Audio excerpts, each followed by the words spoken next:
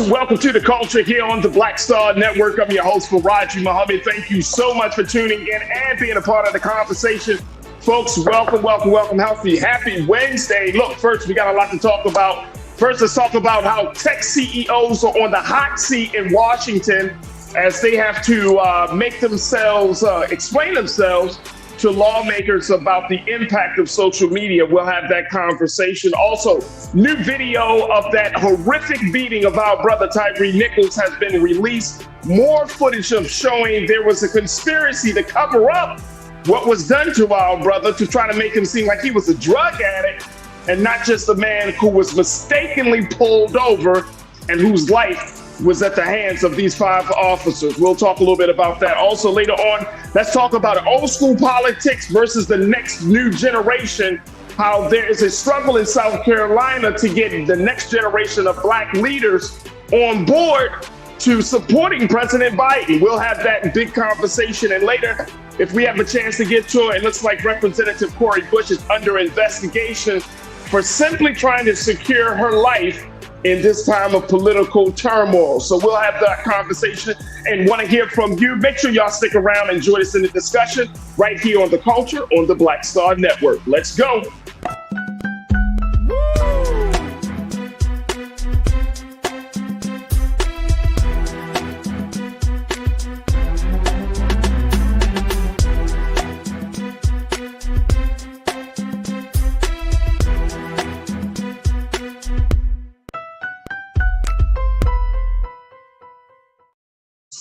All right, folks, welcome to The Culture here on the Black Star Network. I'm your host, Faraji Muhammad. Thank you so much for tuning in and being a part of the conversation. Happy Wednesday, folks. We are officially at the middle of the week, and this is the last day of January. Wow, can't believe it. Last time I remember, we were celebrating bringing in 2024, and boom, we're here at January 31st, tomorrow kicking off Black History Month. Man, oh man, time is flying, folks. But I appreciate y'all for tuning in and being a part of the conversation as we are streaming live on our home network of blackstarnetwork.com. Make sure y'all do your due diligence. Check us out on the website. Download the app for free. Follow us on social media. And as we always ask you do, is we ask for your support to power us through this digital movement. We are creating the content. We are having the conversations. You're listening to change agents and newsmakers each and every day on this network. And we want to continue to do that great work. So go to our website today at blackstarnetwork.com and please support us. And we thank you for your support and for your attention here on the show and on this network. Also, we are streaming live on Amazon platforms, on Amazon News, on your Fire TV. We're also on Amazon Prime Video. You can check us out on the Prime Video app under Live TV, the news, or find us on Amazon.com under Prime Video, then Live TV, then News. We're also on the Freevee Network, where you can find us on now under News. Just check us out on Black Star Network on the Freevee Network. And we're on Plex TV 24 hours a day, 7 days a week. And you can find us there. Search for Black Star Network or find us under Live TV, the News, and Opinion. All right. Also, folks, we are streaming on Roland Martin's social media pages. So check us out on Roland Martin's Facebook page, where you can find the illustrious Culture Crew on the Facebook page. We're also on the Roland Martin's YouTube channel, and where you can also find us there. And on the X platform. So big shout out to the crew on the X platform. And we got folks that are checking in on the YouTube channel, and they're just gathering in the room. And folks, you could be a part of that conversation as we see all of our folks checking in from all across the country, some parts of the world, to this great show. Now, this is Wednesday. I got to check in with my sister, who is always doing something special for the culture. She's been politicking over these past few days. I'm so excited, and I'm so happy to see that her event went super well. Looked like it had a lot of fun, a lot of networking, a lot of things happening. She is a licensed lawyer from the state of Florida. She's also a political strategist, and she is the host of the Suzette Speaks show that you can see and check out on YouTube as well. My sister Suzette Speaks joining us every Wednesday. Suzette. Hey, everybody. Hey, Faraji. Happy Wednesday. Happy Wednesday. I'm good. I'm politicking. You were politicking.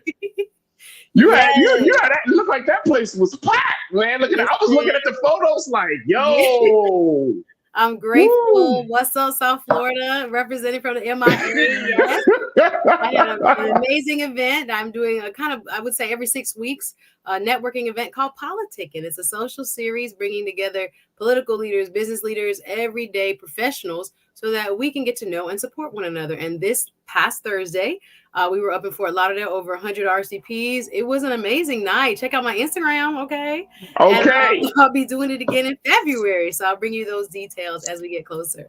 And you got an upcoming event where you want to show show your love and salute to the brothers who are making a difference, who are making moves in various industries. I believe you're talking about tech industry. You're talking about politics, right? That's coming up this month. Entrepreneurship, health and wellness, mental health. We got 10 brothers. They're going to be doing rapid fire. I would call it fireside chats. So it'll be conversation, networking. Awesome. February 27th. Y'all get y'all tickets now. So I'm excited about it. Come on, y'all. Y'all know about Suzette Spence down in South Florida? Come on. Yes. There we go. Really there we go. I am. That's what's up. Hey, you're welcome. You're welcome. All right, Suzette, let's talk first as we talk about politics, and let's talk a little bit about what's happening in Washington, D.C. today, where tech CEOs are on the hot seat because of the very great concern that many people are having about the impact and the influence of social media. And these are some of the top voices from Silicon Valley that were called by GOP and Democratic lawmakers in Washington on the grounds of the Capitol. You're talking about the likes of Mark Zuckerberg and others who from Meta, from TikTok, from Twitter, a lot of folks that were brought there. The big moment, Suzette, was when Mark Zuckerberg, the founder of Meta that owns Facebook and Instagram, was kind of compelled by Josh Hawley to stand up and to apologize to the families who have lost loved ones due to all types of crazy messages going across social media sites that have forced those loved ones to take their own lives or to be involved in violent encounters because of bullying, because of political polarization, a lot of different messages. And there's a great concern that these messages are infecting children. What's your take on all of this, Suzette? Yeah, I would agree with you. For those who caught it earlier this morning, this testimony, again, you could add Snapchat in the list that you just mentioned. That's true. There's so many of these platforms that have an impact on young people. And we are seeing states, not only the feds now, but states are stepping in to say that they want to regulate social media companies and their impact on children. Now, mind you, think about how addictive they are to us adults. And they have impacted us in so many ways. And we saw, as you said, the testimony, particularly of Mark Zuckerberg. It's been going on for 3+ hours. But I don't know if there is enough will finally to make some moves. We've had these type of hearings before. This was in front of the Judiciary Committee of the Senate. And it's very compelling to hear them talk about how important it is that they feel it is to protect our young people. But I think there needs to finally be legislation. And again, if the feds won't do it, we're seeing a trend where there are a lot of state governments, the legislatures across this country that are looking into how they can better protect our children and hold these companies accountable for what is placed on their platforms. It's going to be very interesting. We're going to take our first pause. When we come forward, crew, I want to get your take on this. And do you think that we need to hold technology, particularly social media, accountable for the things that we're seeing as it spill over from online to in real life, as they say? I want you to join us in this conversation. Post your comments as we're streaming live on Roland Martin's Facebook page and Roland Martin's YouTube channel. And let's have a conversation about technology and accountability and responsibility right here on The Culture, here on the Black Star Network. We'll be right back.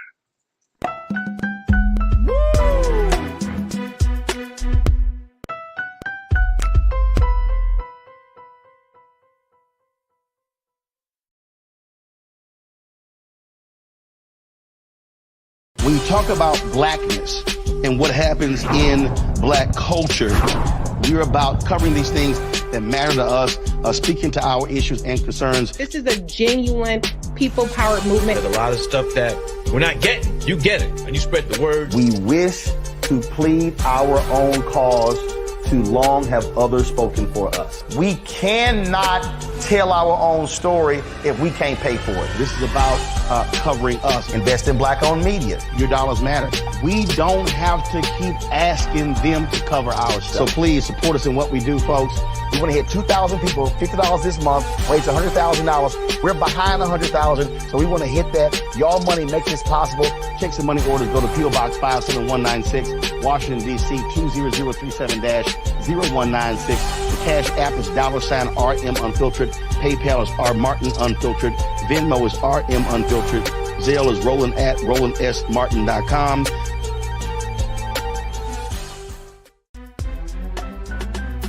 I'm Faraji Muhammad, live from LA. And this is The Culture. The Culture is a two-way conversation. You and me. We talk about the stories, politics, the good, the bad, and the downright ugly. So join our community every day at 3 p.m. Eastern and let your voice be heard. Hey, we're all in this together. So let's talk about it and see what kind of trouble we can get into. It's The Culture, weekdays at 3, only on the Black Star Network. Folks, Black Star Network is here. Oh, no punching! I'm real revolutionary right now. Support this man, Black Media. He makes sure that our stories are told. Thank you for being the voice of Black America, Roland. Stay black. I love y'all. All momentum we have now, we have to keep this going. The video looks phenomenal. See, this difference between Black Star Network and Black-owned media and something like CNN. You can't be Black-owned media and be scared. It's time to be smart. Bring your eyeballs home. You dig?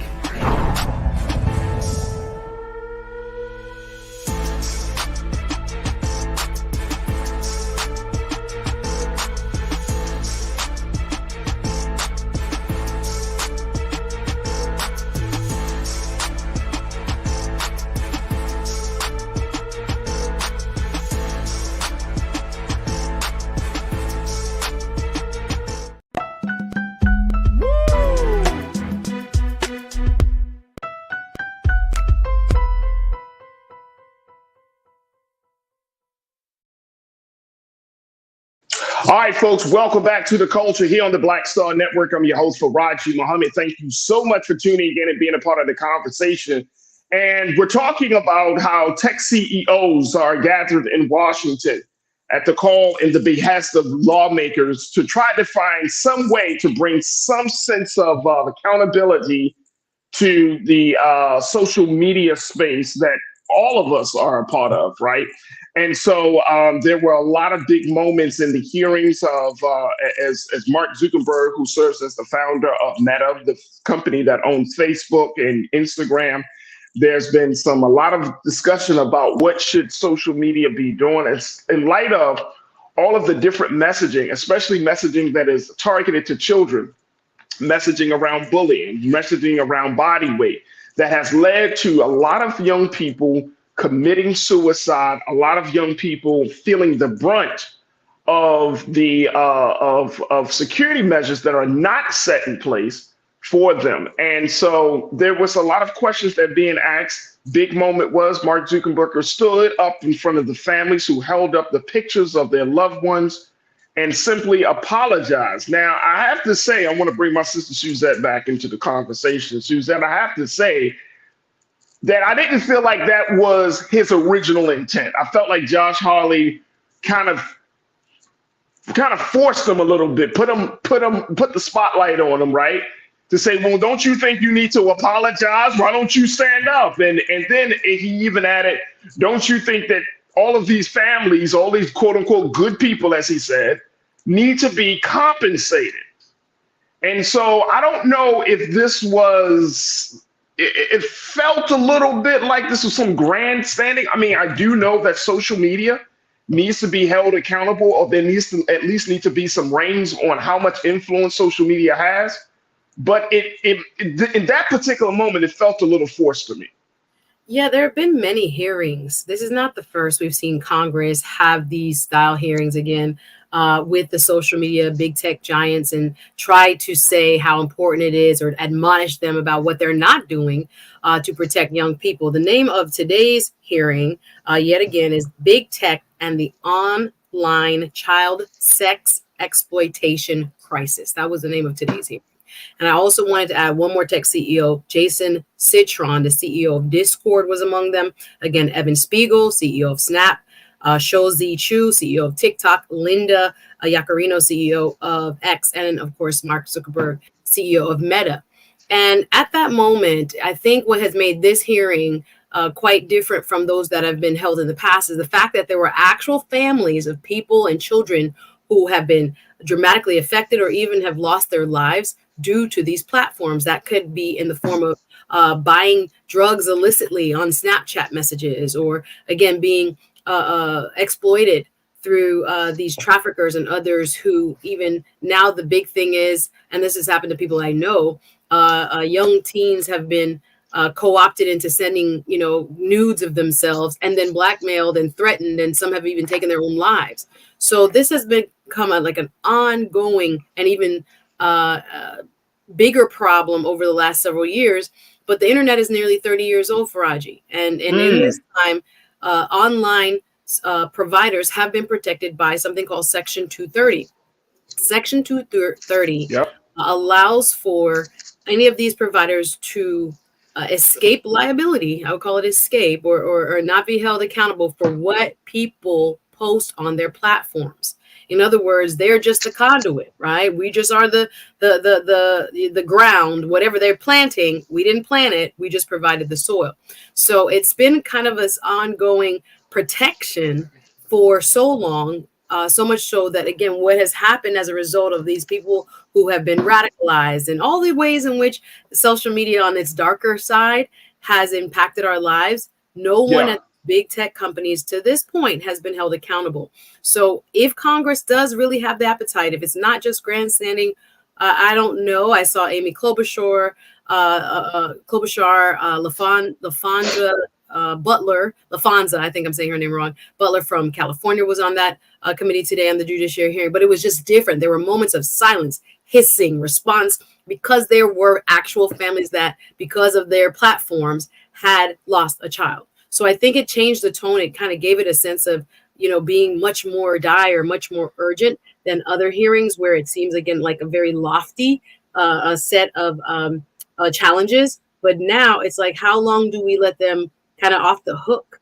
And whether or not, because I think about how much money they put into campaigns and what they do on the lobbying side, will there be an actual change of the law? Will Congress have an appetite to put something together? There were many different types of proposals made to this point. I don't know if I see a coalescing around one particular one, but this has been bipartisan. That's another unique aspect of something like this, where you have both Republicans and Democrats saying out loud, this needs to be addressed. How can we formulate some kind of law and legal, framework to help these families and to protect children? We have things going on in states, in their legislatures as well. Like I said, in Florida, we are always at the top of the list when trying things. They are cultivating a bill right now that will protect kids from 16 and younger from using the internet, from using social media. Excuse me. So when I looked at that, and I was like, are we going beyond parental rights here? Are there First Amendment concerns? I think Governor DeSantis has come out and said, yes, he wants to protect kids just like everybody else, but this type of measure gone too far in saying that they want to see total discontinued use and protection for children 16 and under. It's kind of extreme. There are a lot of people making a lot of hay about it here in the state, but it shows you the appetite that there hasn't been in the past, where there is now more of an outcry, more of an awareness. People are really seeing the deleterious effects of these platforms on not only kids, let's just put the adults and everybody else in it too. So we address it. We need to make some kind of changes in the law. And I don't think people want to see, them have a blank check. All these big tech giants have a blank check to just say, we rid our hands of this. We just are the train. The train has already left the station. We didn't decide what goes on the train or what people put up inside of it. We are just allowing it to run. And I think people are getting tired of that excuse, no matter how much Mark Zuckerberg and others try to make it seem as if they are trying to do better, which to some degree they are. To some they have made some progress, but kids get around some of these protections all the time. So is it enough? And should we be holding these companies accountable is a question. And I don't know if at this point we'll actually see an amendment of some sort. There were several, like I said, that were put forward, but we need one. We need one because they are not Oh, doing. no doubt. Oh, no doubt. Let's go to the crew very quickly before we take our next break.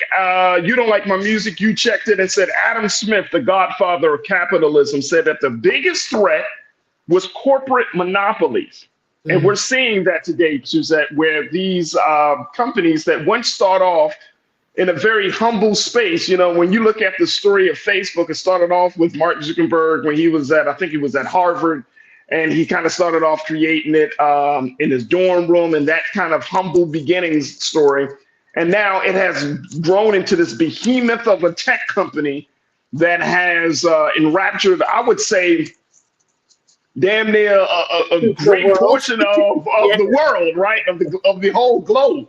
Like everybody is on Facebook, right? And I saw some wild data that just said that, you know, on an average day globally, 800 million, you know, not 800 million, but yeah, well, I think they said it, almost 1 billion people can be found on Facebook within a day.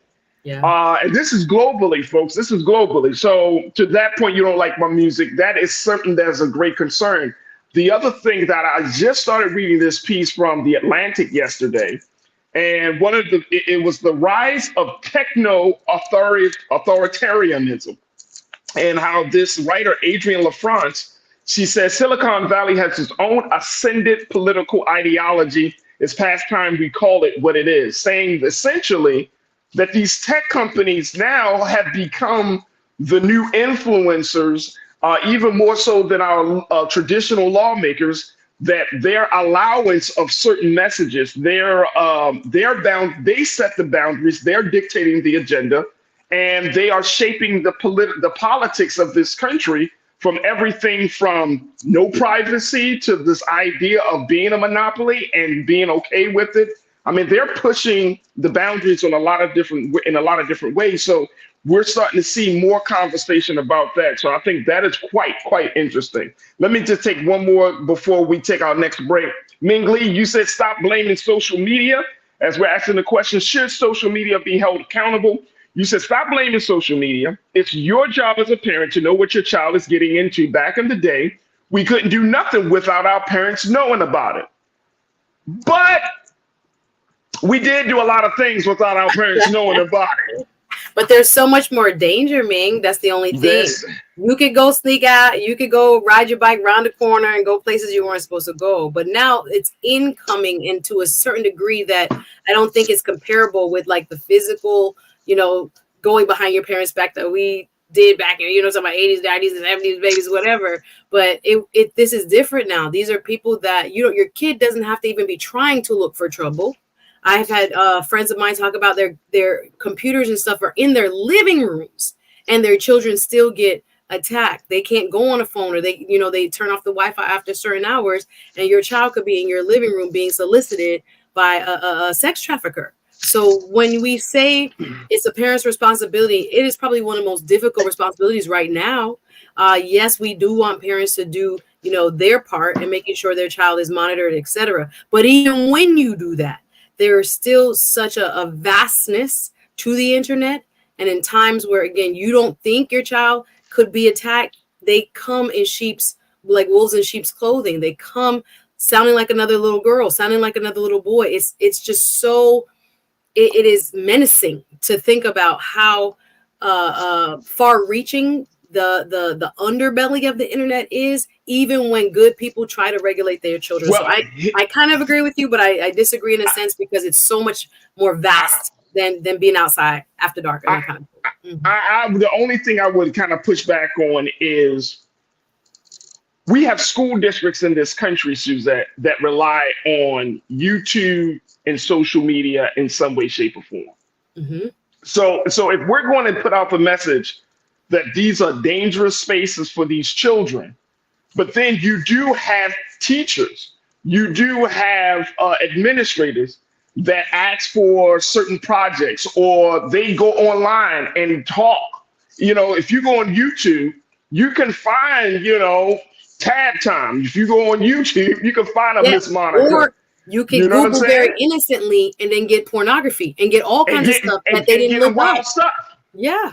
That, and so it is a catch-22 situation. It's like you're between a rock and a hard place. Look, we got to take a quick pause. When we come back, let's continue the conversation and let's bring some latest updates around that the beating of Tyre Nichols, as new footage has been revealed and shared, and how it just goes to show you that we still have a far way from justice and bringing this case to a close. So stay with us. The Culture is Up continues on the other side here on the Black Star Network.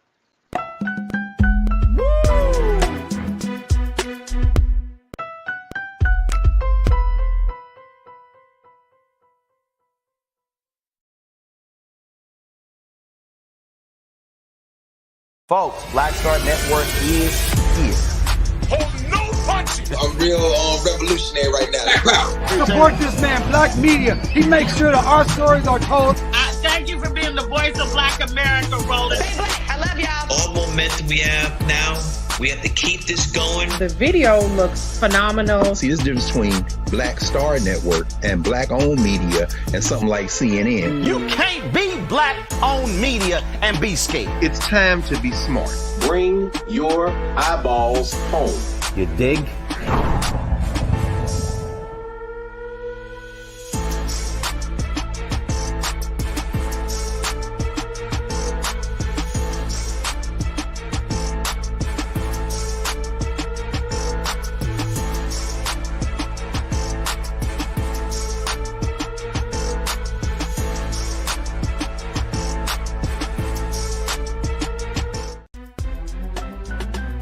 I'm Faraji Muhammad, live from LA. And this is The Culture. The Culture is a two-way conversation. You and me. We talk about the stories, politics, the good, the bad, and the downright ugly. So join our community every day at 3 p.m. Eastern and let your voice be heard. Hey, we're all in this together. So let's talk about it and see what kind of trouble we can get into. It's The Culture, weekdays at 3, only on the Black Star Network. When you talk about blackness and what happens in black culture, we're about covering these things that matter to us, speaking to our issues and concerns. This is a genuine people-powered movement. There's a lot of stuff that we're not getting. You get it, and you spread the word. We wish to plead our own cause. Too long have others spoken for us. We cannot tell our own story if we can't pay for it. This is about covering us. Invest in black-owned media. Your dollars matter. We don't have to keep asking them to cover our stuff. So please support us in what we do, folks. We want to hit 2,000 people, $50 this month, raise $100,000. We're behind 100,000, so we want to hit that. Y'all money makes this possible. Checks and money orders go to P.O. Box 57196, Washington, D.C. 20037-0196. The Cash App is $RM Unfiltered. PayPal is R Martin Unfiltered. Venmo is RM Unfiltered. Zelle is Roland at RolandSMartin.com.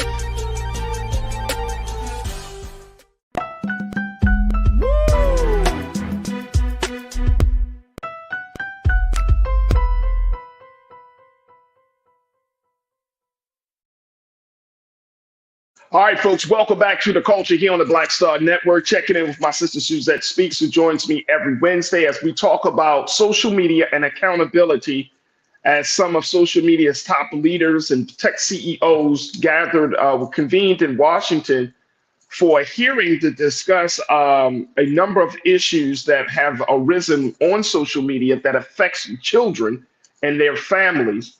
And there has been, as Suzette, you mentioned earlier, there has been many hearings around these issues. This is not the first, and it certainly won't be the last. But I think that now there's an even greater urgency. A lot of what we have been seeing on social media hasn't just been a concern of children. It's also the concern of the state of politics, right? Talking about where some of the political messaging that has come across. And this comes this comes up because I came across just earlier today in preparing for the show. I saw that there was a story about a man in Pennsylvania who was arrested after allegedly decapitating his father's head and displaying the head and he displayed his father's head on YouTube. The video has since been removed, but this guy named Justin Moore says that his father was a federal employee, refers to him as a traitor, while Justin Moore was voicing right-wing conspiracy theories.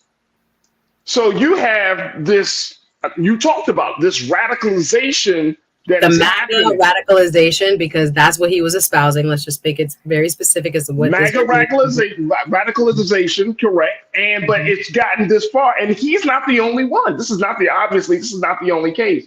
So you have bullying happening. You have body. What is that? The issue where there is this pressure on children and girls more where they are pressured to look a certain way. You have this political polarization, right? And now we're talking about privacy concerns, which has always been an issue. Mark Zuckerberg has been famously saying that he does not believe in privacy. And so you have all of these kind of dynamics at play here, creating a perfect storm. And even with his quote unquote apology, I don't think it's enough. There's no legislation.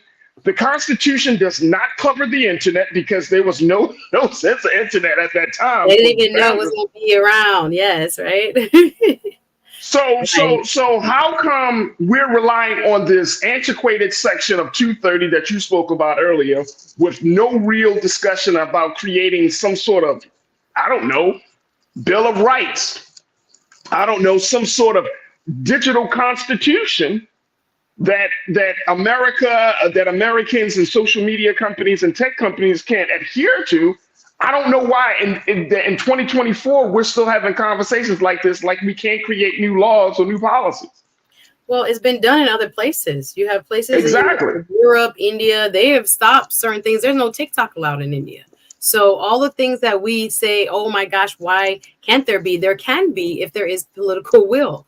Now we've seen today on the judiciary all these grandstanding and some would call it even rants and things like this, but some really heartfelt moments as well as, like I said, families and videos of people whose children took their own lives and all kinds of stuff happened to them. It is frightening to the extent to which this type of technology can be used for evil. And there is appetites in other places, other countries, other continents, for regulation, and they have had to change up their algorithms. They have had to delete certain cookies and privacy, take certain privacy measures. Because remember what they're doing with children. What makes social media so successful is the advertisers. And what the advertisers want? Advertisers want your data, what you search, what you look up, how many times a day you touch your phone, what sites do you frequent. And through that browsing history, they create a profile of you and sell you more stuff and direct people and products towards you that you are more likely to read about and to ultimately buy. So children are innocent in this whole marketing process. They are just using their, Instagram or their TikTok in ways that is supposed to be, entertaining and hopefully connecting them. And then what is also really unique about this generation, Faraji, due to the pandemic, many of them only found, their socialization through their online platforms for like 3-4 years. That's all they had. And that's the only way they were able to connect with their peers. Fast forward to now, it's such a big part of their lives, our lives, when it comes to, like you said, bullying and self-image and ways in which, again, we had to ride the school bus or walk to school and get, bullied at the school. This is like a 24/7 access to your child that, again, beyond their own choosing, right? Not of their will. They are in front of their peers and their peers are in front of them. Strangers who don't mean them well are in front of them or have access to them. So it is a far different and vast animal, so to speak, when it comes to how much they have power. And I think in that, techno-authoritarian way, which you're just referring to in that article, they do have way more power because they know really what people think. They know what people really look up and what they really watch and how much time they really spend on the internet. It's important data that is not protected to the extent that it should be, because it's when you see those little kind of warnings, hey, we collect data. We may sell it to third parties. Even when you download an app, we collect. I look and I'm like, why does this app need my location, my contacts, my phone number? Well, why does this app need that when I'm learning, vocabulary in Spanish? Like it's kind of crazy to the extent to which these apps not only are just kind of collecting, data mining, utilizing what they can learn about you to sell more products to you and your circle. It is a kind of it's a gargantuan problem. I can't express how much autonomy we think we have when it's actually social media companies that are orchestrating our timelines. But here's the thing, though. See what you see. It's not by accident that, I thought about these jeans and look, the jeans are on my timeline. How many times has that happened to you? Your timeline, Faraji, and that's what it also has the power to do. The division, the political power. Your timeline and my timeline are two different timelines. That kid who just committed that heinous act on his own father, radicalized by what? Being online, lack of real life social interaction, and finding a home with people that are also feeling disenfranchised and disempowered, and then taking it to this ultimate, very gruesome level of using YouTube to broadcast such a heinous act against one's father. This is, again, radicalization. You don't even have to leave your house to be radicalized. It can come to you just based on what you Google. They give you more of what you're searching, right? And not balanced. Like I said, the news feed of a guy sitting in the middle of Iowa and a guy sitting in the middle of New Hampshire and a guy sitting in the middle of Florida are all different news feeds, right? They're tailoring it to you. So we don't even have the same influx of information, and that can hurt us in the larger scheme of things when it comes to politics, because we don't have a baseline agreement of what the general facts are, where we get our news from. We don't give equal weight to what is respectable, what is a respectable news outlet, because what they're reading, what we're reading, what they're feeding us is quite a contrast to the other fellow American down the street. So it can be very dangerous. They do have more power, some would argue, than even our politicians at this stage. If our politicians don't choose to somehow regulate them, they're going to continue to grow in power. And I don't disagree with you. The only pushback is this relationship I'm saying the relationship between us as consumers of media, and I'm talking about us, not just me and you. I'm talking about all of us. We're consumers, right? We are the users of this platform, of these spaces, right? But we have convinced ourselves that we need these spaces just as much as these spaces has convinced us that they need to be in our lives, right? So this is a two-way street, right? This is a relationship, our relationship with technology. Let me just tell y'all, that they're designed to be addictive. Oh, no doubt. Dopamine receptors that drugs light up in our head. The green little button of like, red little heart, like, it lights up. Because these are social scientists behind it, behind the closed doors. I mean, when you're talking about, look, let's look at the tech industry. They're called programmers. Right. Are they just, and so if you're talking about programmers, this is not to shed light or to throw shade on people who do this work, but you have to understand this is social science at its best. These are social scientists who understand psychology, sociology, who understand chemistry, because they know that when that little ding or that little notification comes up, your mind is already conditioned. Imagine a 7-year-old brain. So that's what I'm saying. But here's the thing.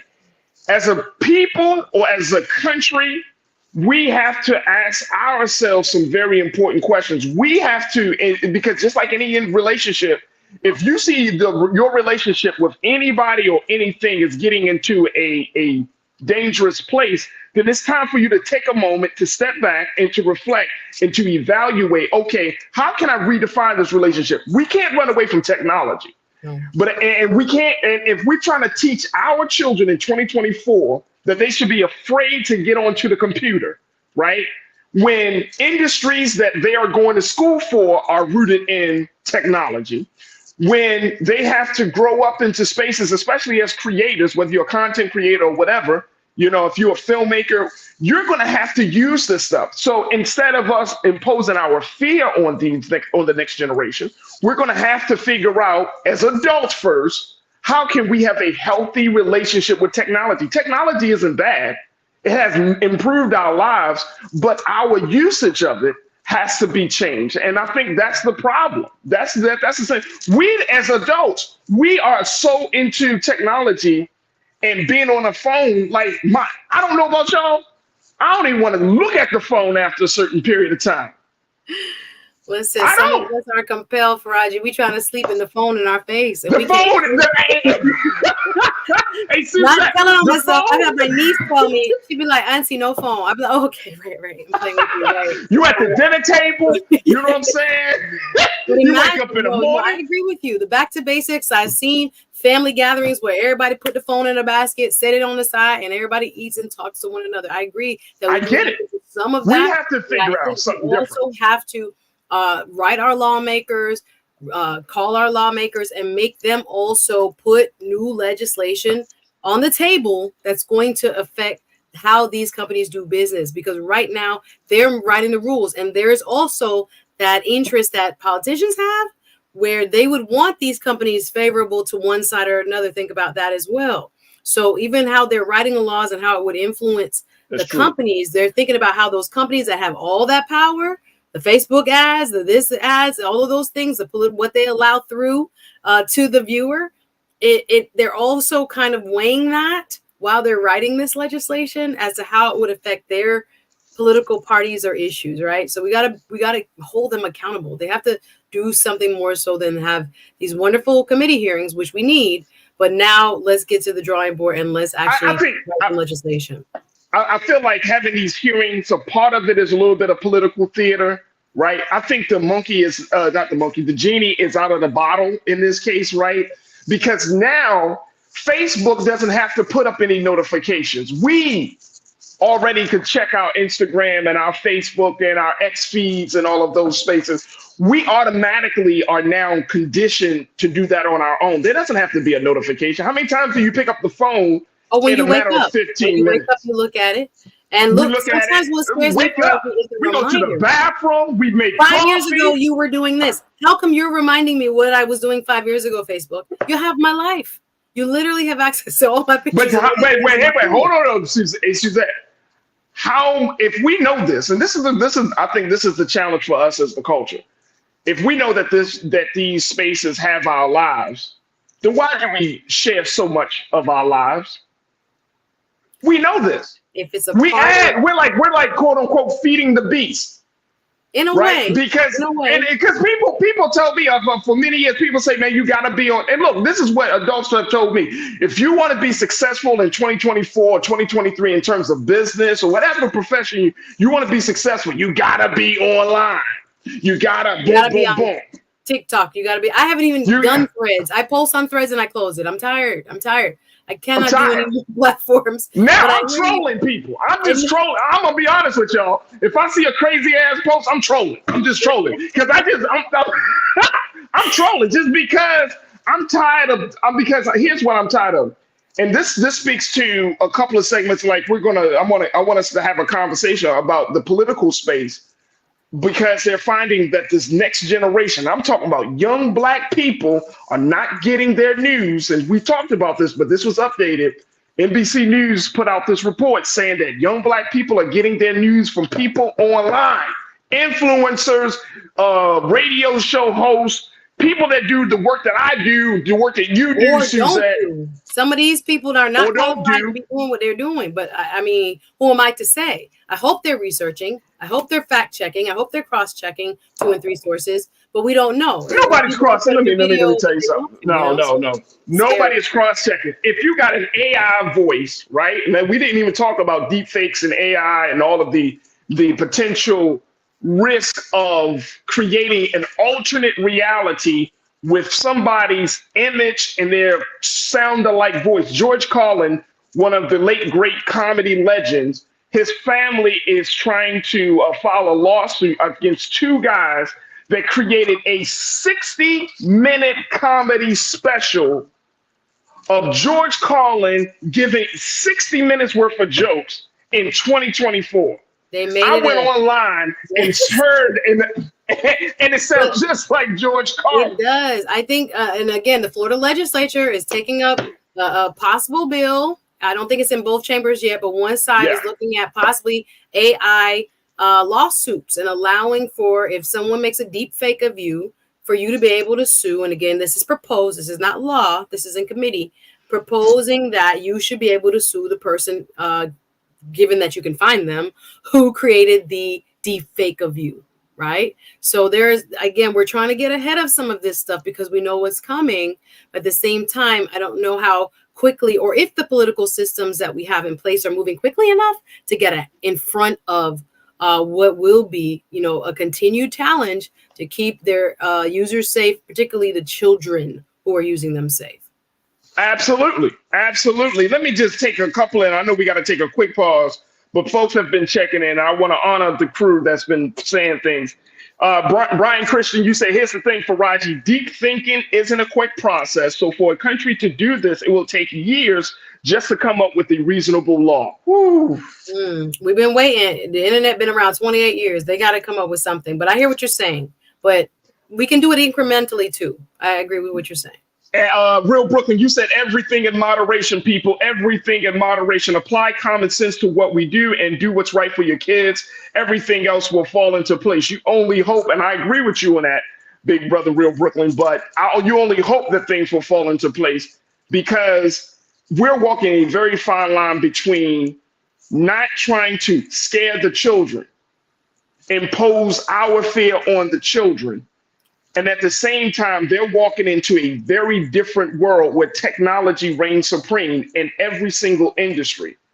So what do you tell your children? Is that there are predators out there that are exploiting this technology. Predators. There are kids that are down here that got in a van because of somebody they met online, promising them modeling, promising them all kinds of stuff. So yeah, I mean, we don't want to scare them, but there is that reality that there are folks that want to exploit children and now have an easier means because they don't have to leave their house.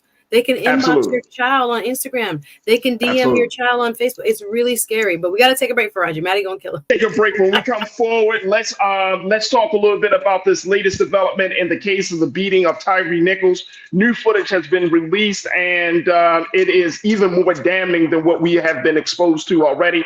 We'll talk a little bit about this. Plus, I want to get in conversation with Suzette. I had to hold this one over for my sister today because it looks like in preparation for the February 3rd primary election happening this Saturday in South Carolina, Representative James Clyburn has been trying to do his part to galvanize the next generation of young Black leaders from HBCUs and other places in South Carolina. But guess what?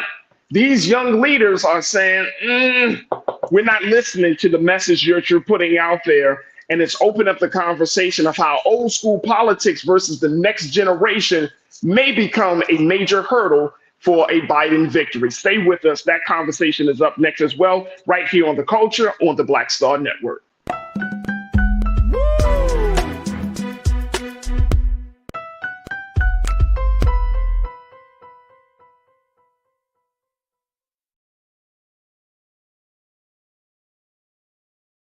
Folks, Black Star Network is here. I'm real revolutionary right now. Support this man, Black Media. He makes sure that our stories are told. Thank you for being the voice of Black America, Roland.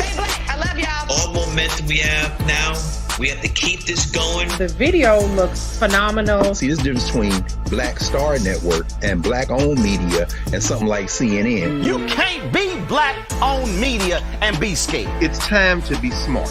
Bring your eyeballs home. You dig?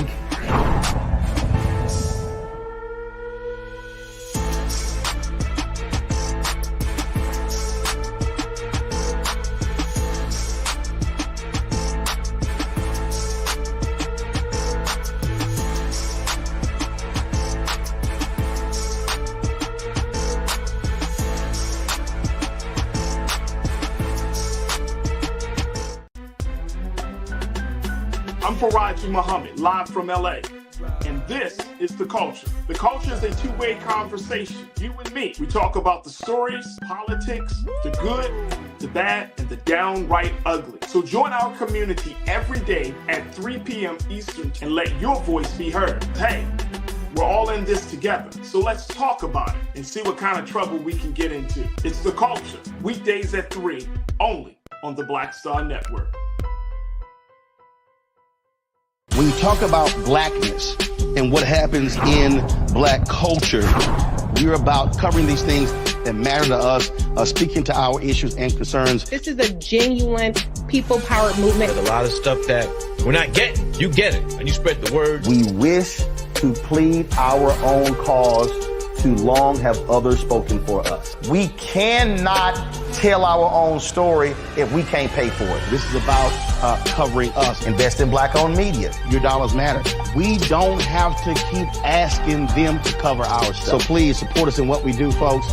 We want to hit 2,000 people, $50 this month, raise $100,000. We're behind $100,000, so we want to hit that. Y'all money makes this possible. Checks and money orders go to P.O. Box 57196, Washington, D.C. 20037-0196. The Cash App is $RM Unfiltered. PayPal is R Martin Unfiltered. Venmo is RM Unfiltered. Zelle is Roland at RolandSMartin.com.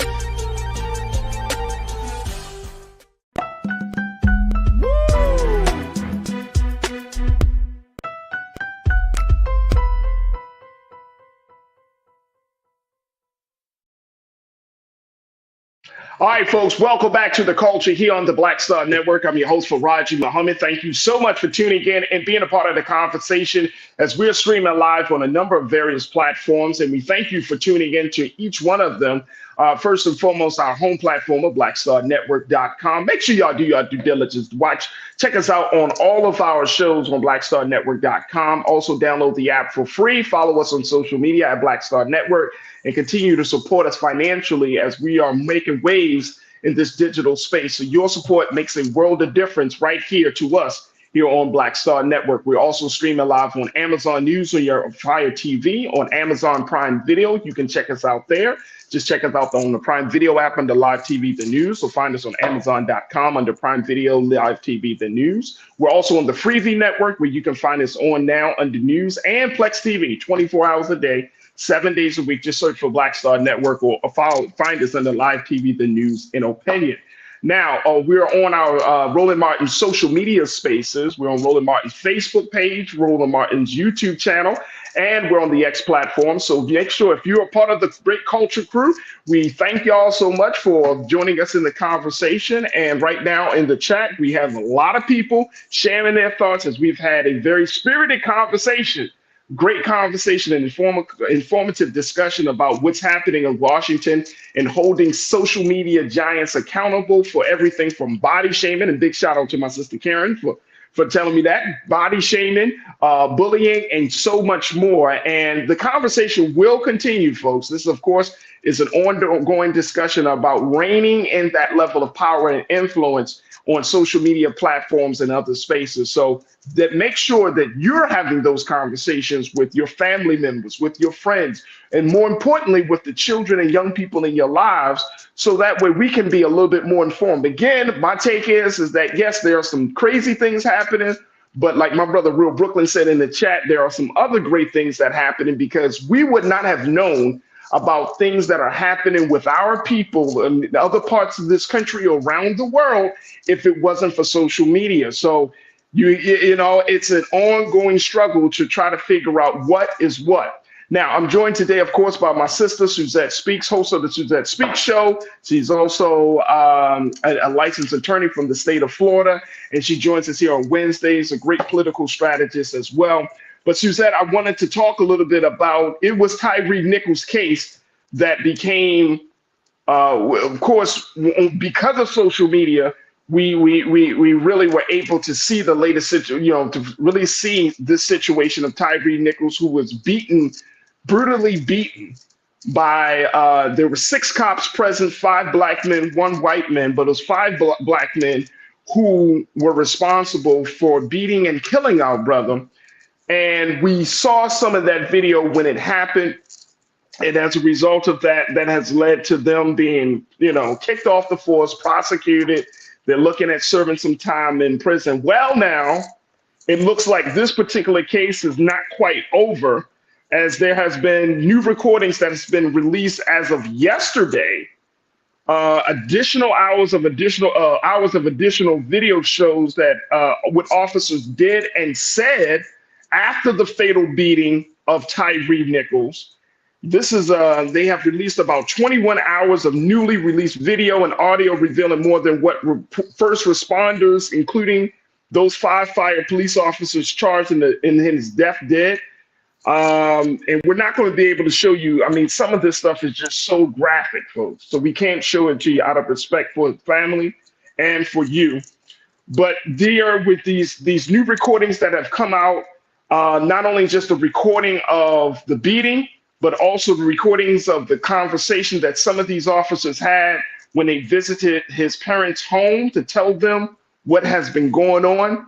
And I'm wondering, Suzette, in the big scheme of things, whether it's from the legal space or even just from the social justice space, what do we do with this new information, especially since a lot of these officers are already, facing charges? What does this do in the big scheme of things? It allows us to get the full picture of what exactly happened to Tyre Nichols that fateful night. As you said, this happened a year ago, January 7th, and we are now just able to hear for ourselves, see for ourselves what exactly transpired during that traffic stop. If you remember this case, you all remember that this young man was driving. We don't see in these newly released tapes what again led up to this, according to police, according to their testimony and statements, he was speeding, but we don't see any of that on this newly released video. There are about 43 separate pieces of video, as Raji pointed out, several hours now that have been released. According to prosecutors, they didn't want to release it earlier because they don't want their case compromised. But in the spirit of transparency, it's important, although very traumatizing to the family, the community as a whole, that we see the truth and we're able to piece the puzzle together instead of just going by what police and authorities have told us. Now we can hear directly. So this body of footage comes from the dash cams, the body worn cams, the street cameras. A fuller picture now can be painted as to what happened. And what is scary is that it is showing, again, a lot of damning information against the Memphis Police Department. We see, again, and hear directly, based on the body worn cam, what several of the officers were saying. There are officers that are caught on these tapes that say something about this. I remember the name is Scorpion Unit, and how, these are adrenaline junkies, and how, they're trying to one up one another. That can be heard on one of the tapes. You also hear an officer who approaches Tyre Nichols' home. Remember, he was about 2 blocks from his house when all this came about. And officers later in the evening going up to his mom, Rovon, and dad, Rodney, and trying to almost insinuate, not almost, yeah. Was he high? Does he drink? Was he on any drugs? I couldn't presume, just because of how he fought back, he was on something. And all of this, banter that is just so, hindsight being 2020, you just wonder how often this occurs. And you hear a mother that's like, no, that's not my child. That would never be my child. Who are you talking about? This can't be Tyre. And so much more. Again, I don't advise necessarily that we play it here or that you necessarily watch it because it's so traumatizing, but more of that beating video is also available. You also see that the paramedics show up and don't render aid for several minutes. That's also very apparent from what these new clips show. You also, hear again just what people are saying, what the cops are saying, what the officers are saying, back and forth to each other. He really fought it. We really, I'm paraphrasing. I don't want to get the language right, but they're giving themselves fist bumps and calling him high as a kite. And they really put him down. And there's just so many more details now available that I think should have been available probably a little earlier. But again, prosecutors are saying this is the right time for this. But it's, again, re-injuring to the family, painful again for a city, and but necessary. This is one of those necessary moments where, although, again, re-traumatizing, it's important that we see the facts and see for ourselves and listen to what the police and others who were on that scene were saying that night. It's so traumatizing. It's so trying, and when to read the account of them talking to the parents and, like you mentioned, insinuating whether he was on drugs or something beyond just, smoking marijuana. It's so traumatizing. There's also the body cam footage that pick up the fact that they both, as these officers walked away from that interaction with his parents, that they felt like his parents wasn't completely buying this story, that he was high. At the time, he was unconscious and darn near death. And remember, he died 3 days later. Right. And they were saying, I hope he pulls through. So that way their story can hold up and it doesn't look like they beat this man into unconsciousness, which led to his death.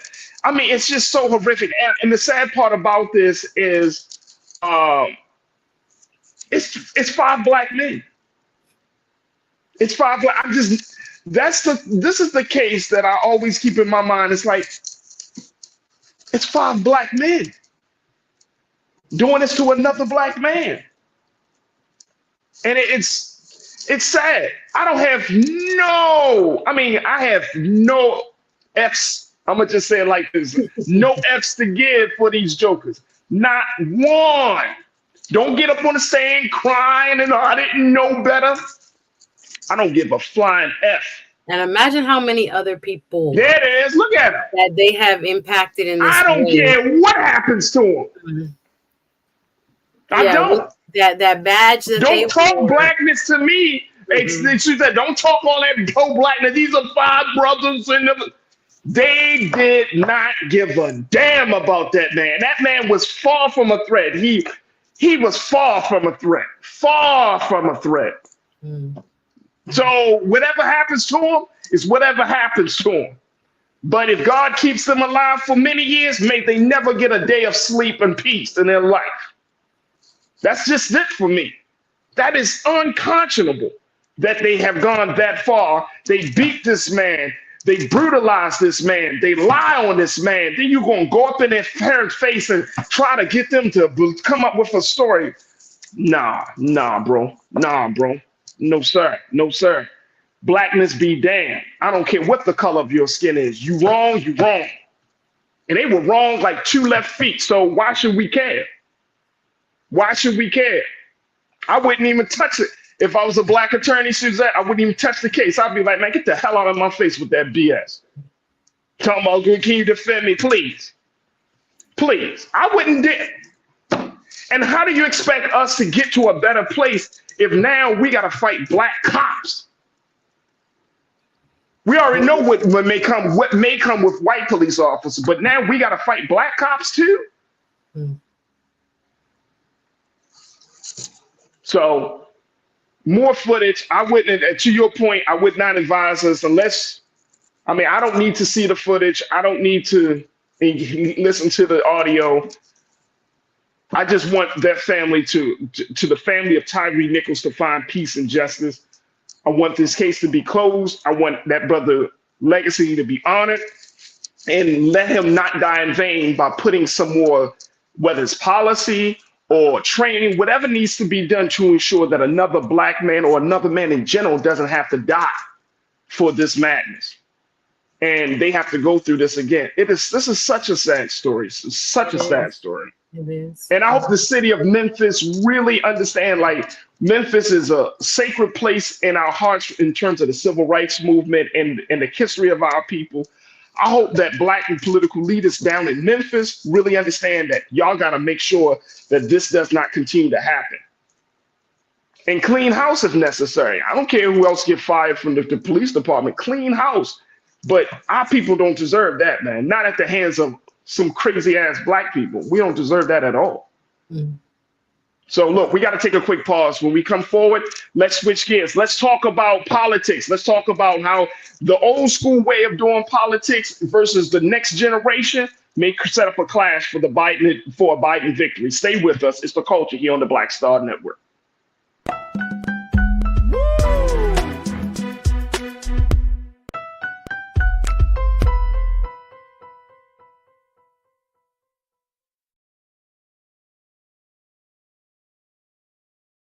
Pull up a chair, take your seat.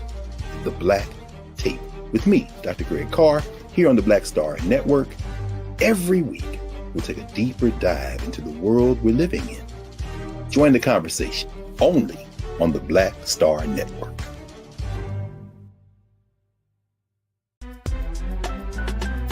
I'm Faraji Muhammad, live from LA.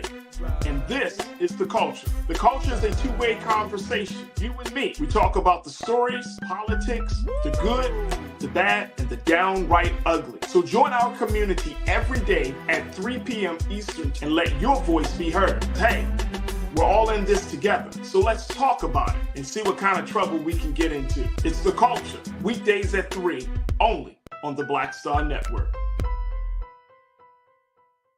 When you talk about blackness and what happens in black culture, we're about covering these things that matter to us, speaking to our issues and concerns. This is a genuine people-powered movement. There's a lot of stuff that we're not getting. You get it, and you spread the word. We wish to plead our own cause. Too long have others spoken for us. We cannot tell our own story if we can't pay for it. This is about covering us. Invest in black-owned media. Your dollars matter. We don't have to keep asking them to cover our stuff. So please support us in what we do, folks. We want to hit 2,000 people, $50 this month, raise $100,000. We're behind 100,000, so we want to hit that. Y'all money makes this possible. Checks and money orders go to P.O. Box 57196, Washington, D.C. 20037-0196. The Cash App is $RM Unfiltered. PayPal is R Martin Unfiltered.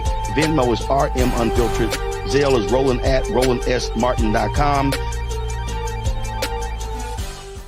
Folks, Black Star Network is here. Oh, no punches! I'm real revolutionary right now. Support this man, Black Media. He makes sure that our stories are told. Thank you for being the voice of Black America, Roland. Stay black. I love y'all. All momentum we have now, we have to keep this going. The video looks phenomenal. See, this difference between Black Star Network and black-owned media and something like CNN. You can't be black-owned media and be scared. It's time to be smart. Bring your eyeballs home. You dig?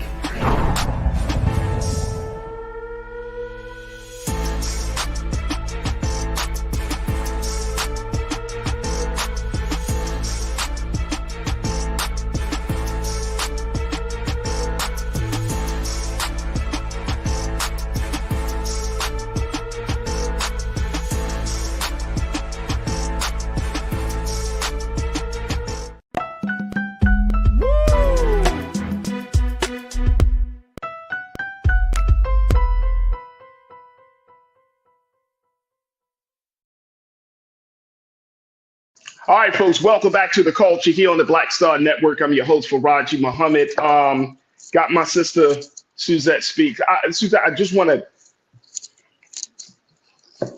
we talked about Tyre Nichols. I'm going to just go, we talked about this. I saw something that one of our crew members said. It's not going to be a long chat, but I think that this is a perfect example as to why we need to have conversations. Frankie, you pointed out, you said, Faraji, stop being so emotional.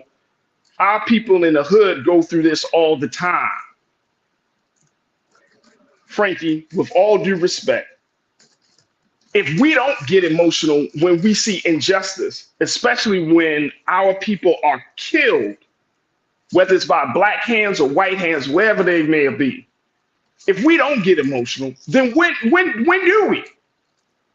I think the conversation about us not being emotional, not getting angry, is part of the problem. Because if you don't have that anger in you, you're not going to move to action. It's not going to compel you to change anything.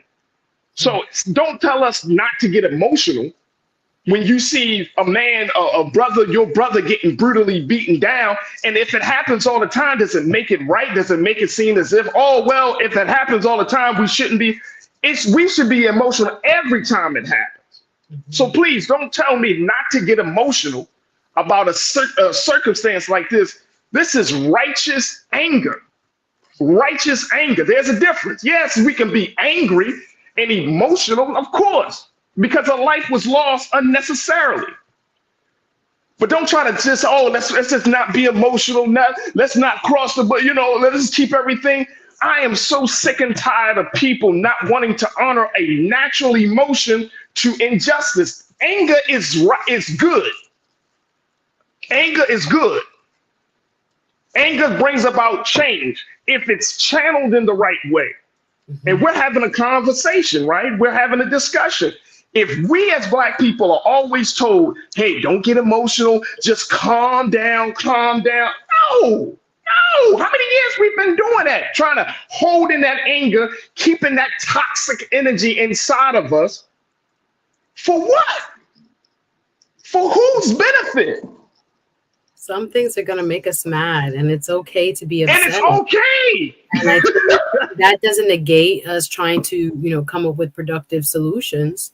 I think what moves people to productive solutions are like the same things that we saw. No one's going to tell those families who sat in the hearings on the social media giants today to not be angry that their children. Come on. There are all kinds of things that we can be mad at in this beautiful country of ours that are not quite right.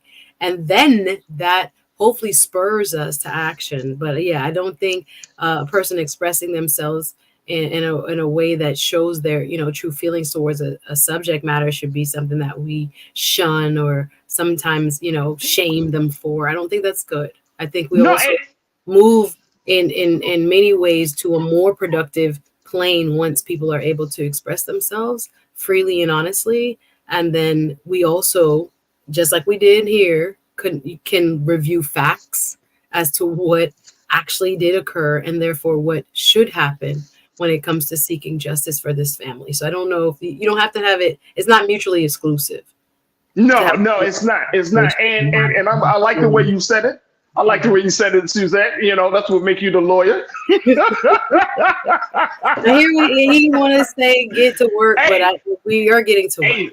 And it's part of, you cannot say that. It's like saying when you saw the Rodney King, any major moment, when you saw the beating of Rodney King, and when you see any of these things happening, how can you resist emotions, man? Like, we're honoring the energy that's within us, right? And we're honoring the ancestors that came before us, because nobody wants to sit around being damn calm all the time. Yeah, I'm tired of Black folks being, we got to be calm. We got to be calm. Why we always got to be calm? Why is there this fear that when Black men and women get upset, we're going to tear stuff up? That's not our nature. That's not how we move in this country. We don't go outside and just start tearing stuff up.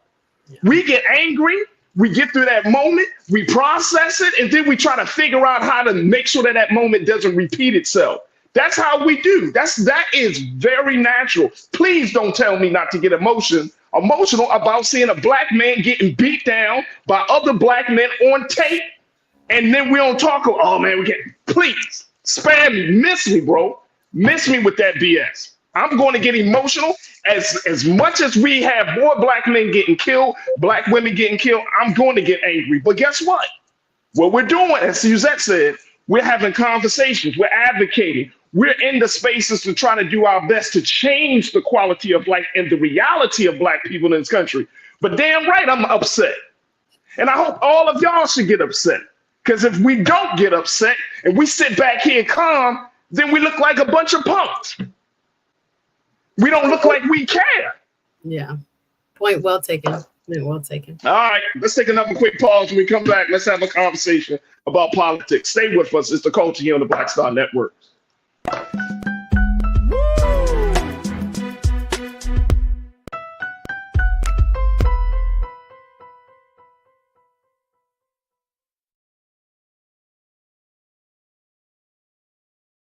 Pull up a chair, take your seat. The Black Tape with me, Dr. Greg Carr, here on the Black Star Network. Every week, we'll take a deeper dive into the world we're living in. Join the conversation only on the Black Star Network.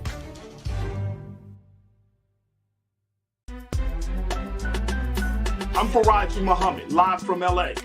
And this is The Culture. The Culture is a two-way conversation. You and me. We talk about the stories, politics, the good, the bad, and the downright ugly. So join our community every day at 3 p.m. Eastern and let your voice be heard. Hey, We're all in this together. So let's talk about it and see what kind of trouble we can get into. It's The Culture, weekdays at 3, only on the Black Star Network.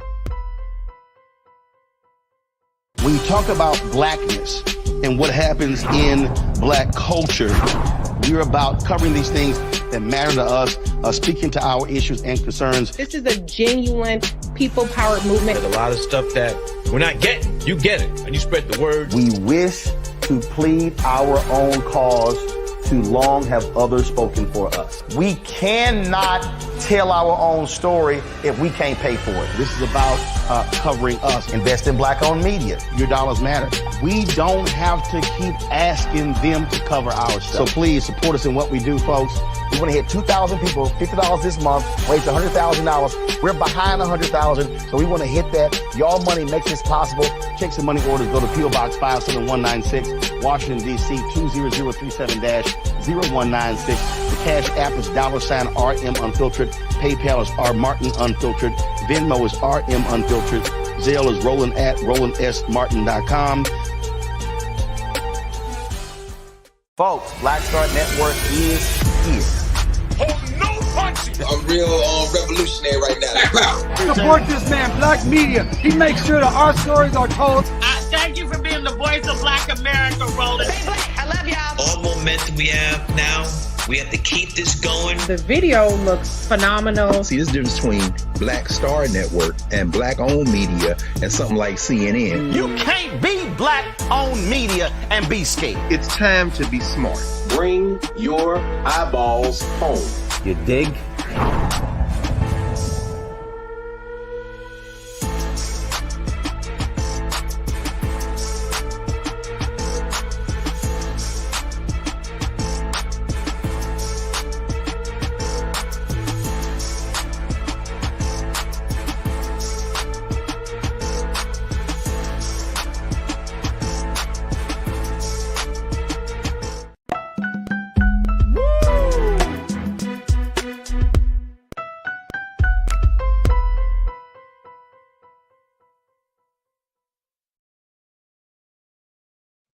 All right, folks, welcome back to The Culture here on the Black Star Network. I'm your host, Raji Muhammad, joined by my sister and contributor, Suzette Speaks, host of the Suzette Speaks show that airs on YouTube, as well as a licensed attorney out of the state of Florida, and she's a political strategist.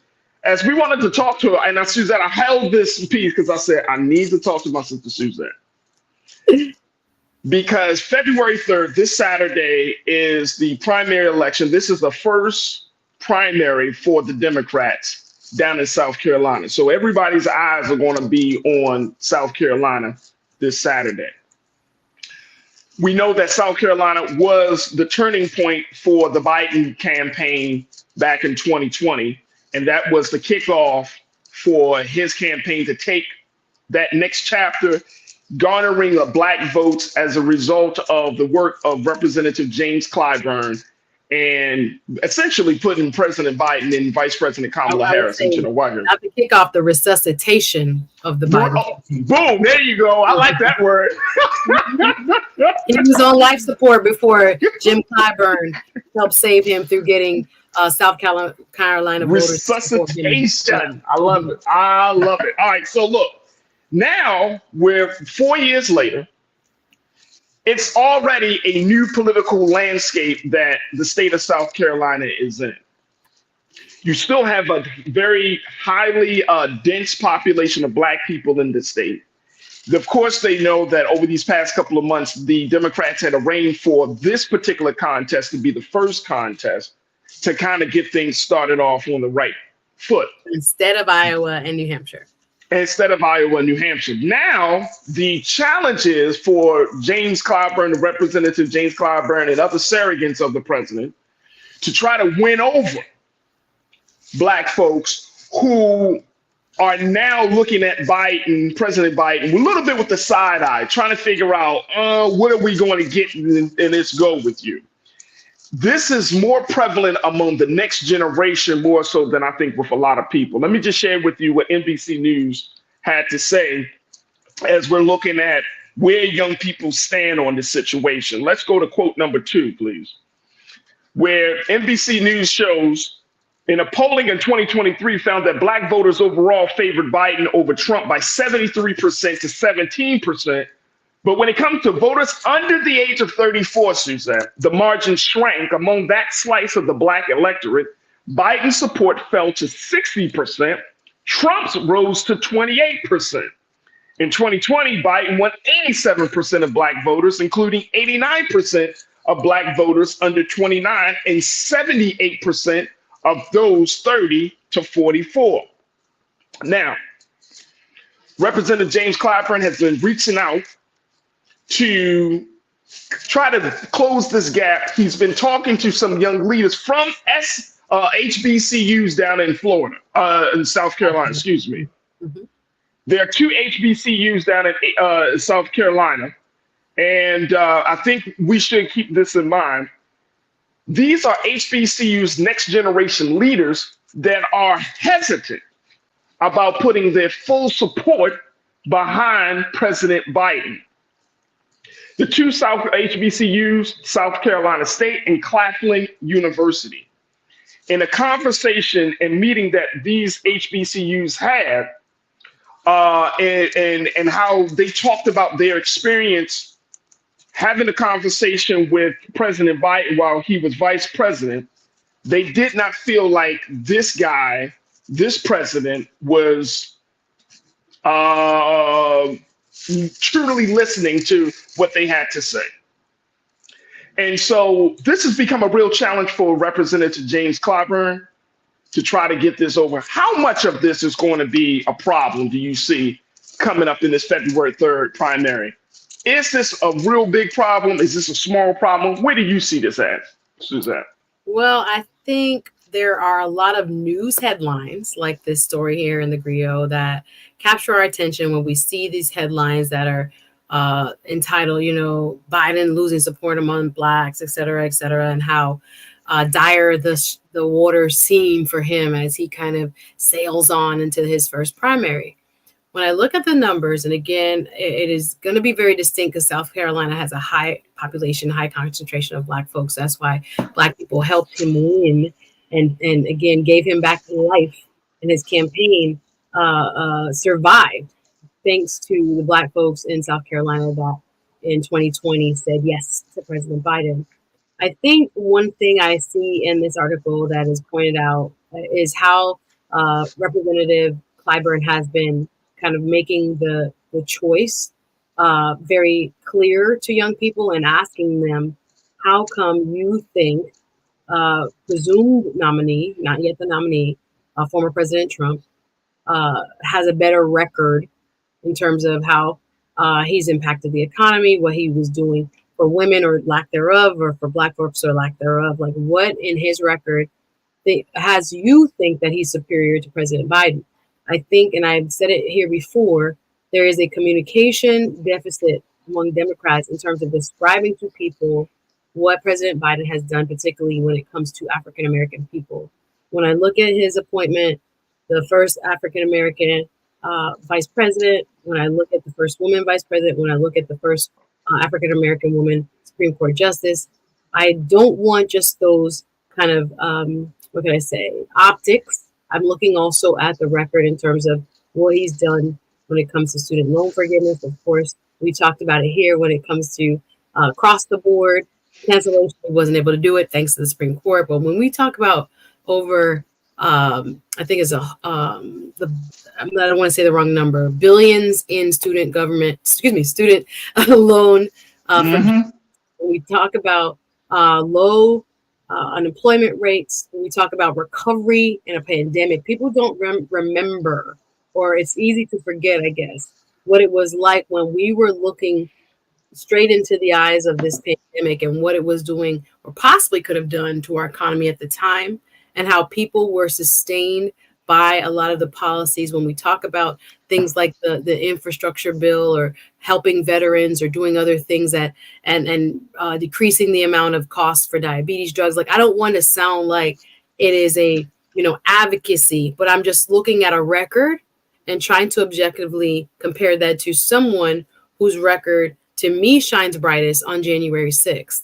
So when you're asking those voters who are contemplating what's going on. I mean, I have just this Saturday volunteered to, register people to vote and get people re-enrolled here in Florida and vote by mail. I had a 20-minute exchange with a Black brother here in Miami. I would guess he's probably late 30s, early 40s. Like, we went back and forth again on just issues where I think there again is a messaging deficit and possibly an understanding of, Trump gave us money, Biden has it. When I broke down to him how the federal government provides money for programs across the board to all 50 states, but the governor of the state does not have to accept it. Even right now in the Florida legislature, there has been a preliminary budget that's been proposed. Ron DeSantis has said he's planning to cut it by $5 billion. When we look at the numbers, that billion comes from a lot of the federal programs that set aside money to help people with affordable housing, to help people on free and reduced lunches. Like I told you, or actually I was on rolling when I mentioned the programs that many of our Republican-led states have declined when it comes to summer lunch programs, monies that kids who were on free and reduced lunch programs, they had summer checks, if you will, for $40 per child per month, 3 months, that could have gone to these households that came from the federal budget, but governors in the more conservative states that are run by Republicans rejected that money.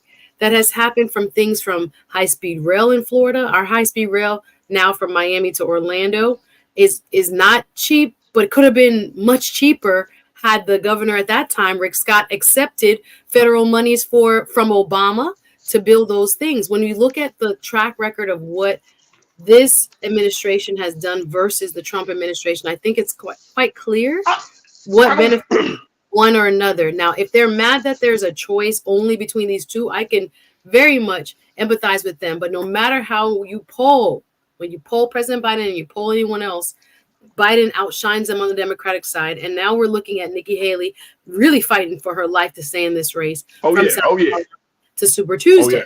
So whether there's this kind of discontent and an ill feeling because we're looking at two nearly 80-year-old candidates who don't seem to have the vigor and the just the type of temperament especially on the Republican side that we would want, I can understand the frustration with those things. But I do think Jim Clyburn, even if you look at the Griot article, makes a great choice outline between what are you giving up to go with this other person, and why would you go with another person after their record of, again, not only misogyny, having taken away women's rights to choose, looking at how his party feels about race and whether you're included in that MAGA base and what their vision is. It is and again, not everybody in the Republican Party thinks the same. But looking at where the center of his party is now landed as far as the key issues and people like from the old days, when you look at the Republicans of like the Condoleezza Rice times and the Colin Powell times, like this is a different breed. When you're looking at the Tim Scott from right there, talking about I love you, sir, like you got to really think about who are you saying that you support and why. So when it comes down to key issues, I don't know if again, the window dressing on President Biden needs to be improved. The communication piece as to what his administration has done for the economy. We have had more jobs come back to America, stay in America. We have the least amount of unemployment people right now. Again, inflation is coming down, even though we all feel it. What it could have been as a result of the pandemic, it is so many moving parts that we are not necessarily hearing clearly. And I was on a strategy call this week about this and how we can clearly message to our younger folks why this is a choice, not against somebody. Now, there is a lot to be very worried about, but for someone. So I do think Representative Clyburn is doing his best to try to make that choice very clear. Whether or not there are some that might not feel it, I get that. But there is a large majority that do see what President Biden has been doing for the nation as a whole and for Black folks in particular. But I think there's the messaging side of it that he has to continue to work on. He cannot take it for granted. I don't know. We'll see how it plays out Saturday in South Carolina. But there are folks, there are pockets of folks. It's not a majority. There are pockets of folks that feel this way, and they deserve to be addressed. I do think there has to be, and I just saw, and I know we have to take a break. There has just been the Biden campaign hired, and I didn't look up her stats of who she is, but a head of, Black media outreach was just Jasmine hired. Harris. Yep. Yes. And Jasmine Harris. Yep. They need to get their acts together to understand who is not hearing the message and how you reach them beyond, some of the bigger platforms that we have in hip hop culture and in our morning show culture and whatnot. There are other places that you must go and ways in which you must express how your administration has been quite potent. It's passed more major legislation than we've seen in like the last 30 years. And look, a lot of things, but people don't understand it or maybe don't feel it, if you will. And that's going to be an issue for sure. That's going to be a big issue. We got to take a quick pause. When we come back, I'm going to get more thoughts from Suzette. Folks, I want to get from you, crew, hear from you as to what you think about this whole dynamic of old school politics versus the new generation. Post your comments as we're streaming live on Roland Martin's YouTube channel and Roland Martin's Facebook page. Let's continue the discussion. On the other side, I'll share with you what one former Biden administration had to say about this issue. Stay with us. It's The Culture here on the Black Star Network.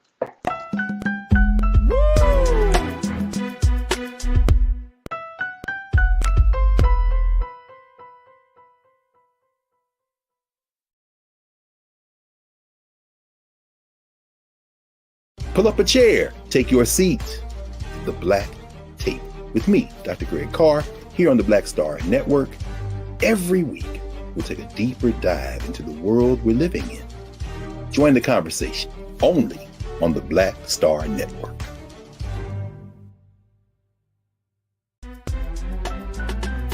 I'm Faraji Muhammad, live from LA. And this is The Culture. The Culture is a two-way conversation. You and me. We talk about the stories, politics, the good, the bad, and the downright ugly. So join our community every day at 3 p.m. Eastern and let your voice be heard. Hey, we're all in this together. So let's talk about it and see what kind of trouble we can get into. It's The Culture. Weekdays at 3, only on the Black Star Network. When you talk about blackness and what happens in black culture, we're about covering these things that matter to us, speaking to our issues and concerns. This is a genuine people-powered movement. There's a lot of stuff that we're not getting. You get it, and you spread the word. We wish to plead our own cause. Too long have others spoken for us. We cannot tell our own story if we can't pay for it. This is about covering us. Invest in black-owned media. Your dollars matter. We don't have to keep asking them to cover our stuff. So please support us in what we do, folks. We want to hit 2,000 people, $50 this month, raise $100,000. We're behind 100,000, so we want to hit that. Y'all money makes this possible. Checks and money orders go to P.O. Box 57196, Washington, D.C. 20037-0196. The Cash App is $RM Unfiltered. PayPal is R Martin Unfiltered. Venmo is RM Unfiltered. Zelle is Roland at RolandSMartin.com. Folks, Black Star Network is here. Oh, no punching! I'm real revolutionary right now. Support this man, Black Media. He makes sure that our stories are told. Thank you for being the voice of Black America, Roland. I love y'all. All momentum we have now, we have to keep this going. The video looks phenomenal. See, there's a difference between Black Star Network and black-owned media and something like CNN. You can't be black-owned media and be scared. It's time to be smart.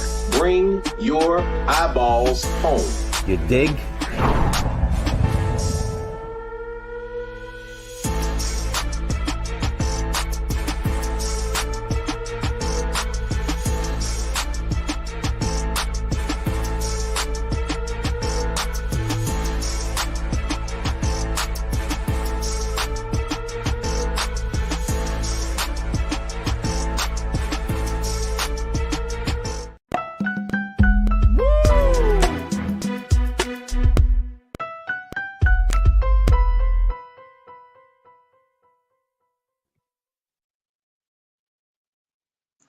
All right, folks, welcome back to The Culture here on the Black Star Network. Checking in with my sister Suzette Speaks as we talk about the challenges in this upcoming primary election down in South Carolina, where Representative James Clyburn is at odds with the next generation of black leaders, HBCU leaders, student leaders, who are not completely sold on the idea of putting President Biden back into office. And I've been checking in with my sister Suzette Speaks, who laid it out, talking and taking on a kind of the similar sentiment of the of Representative Clyburn, saying, look at his record. And I think a lot of this, Suzette, is because people don't know the full context of President Biden's record. I mean, look, you don't have to go far to realize that President Trump and where he stands on things and how he approaches things is problematic for Black America, right?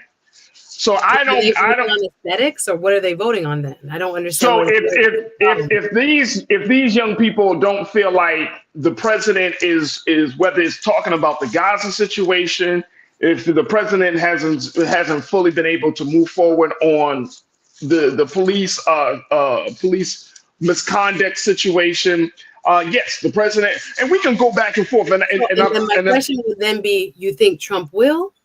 No, I don't think so. Not you. I don't think so. But no, I know what you mean. I know what you mean. But see, here's the thing.